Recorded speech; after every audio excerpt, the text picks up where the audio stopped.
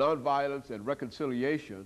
The guest is Dr. Bernard Lafayette of American Baptist College. And of course, Dr. Lafayette, before we had our break, we were talking about the characterizations of love and hate.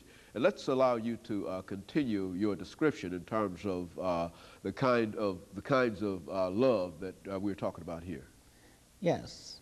The philios has to do with that reciprocal love, brotherly love, they call it, like Philadelphia is an example of that city of brotherly love. The other love is eros, which is more erotic and that kind of love that you find between the sexes and that kind of thing, etc. Romantic love. You know, people usually think of erotic, you know, eros. And then there's agape for the Greeks. And that agape love is the kind of love that we're talking about when we talk about nonviolence. It's the kind of love that goes beyond the call of duty, the love that means turning the other cheek. And that's a concept that many people find difficult to accept, turn the other cheek.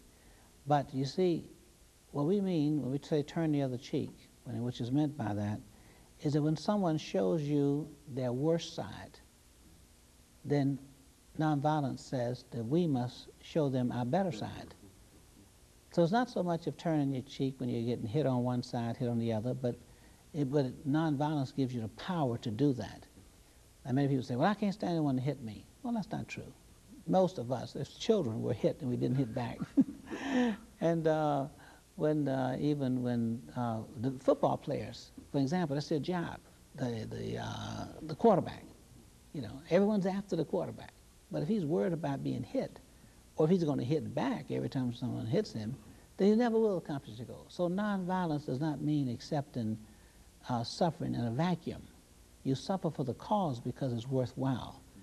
And you turn the other cheek because the battle that you're engaging in here is a battle of love and trying to win the other person over. And that's what reconciliation is. And that's how you treat your enemies and those who oppose you. Do you cut them off? Do you try to smash them? Do you try to destroy them? Or do you, like Martin Luther King, try to win them over? Make them your friend. Friend. Therefore, it strengthens your power if you can win your enemies over. But reconciliation means not simply, like conflict resolution, could simply mean separating the parties and the opponents so they won't fight each other. Reconciliation goes further. It says not only must we stop the feuding and fighting, but we must bring together those same forces that were opposed to each other. We must bring them together in a united way so that they can use the mutual power and mutual strength together and work towards a common problem and maybe helping someone else with their problems and their conflicts. So reconciliation carries with it another responsibility.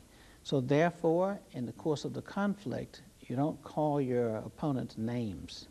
Name calling is forbidden because you're looking at a potential ally and a potential friend. And if you're friendly, you can win friends. And that's what nonviolence is all about. It also means standing up for justice and what is right and suffering.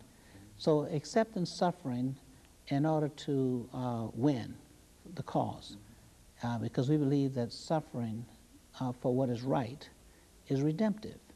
And first of all, it helps you to save yourself, but also you offer then a moral challenge to your opponent to also change, you know, his or her behavior.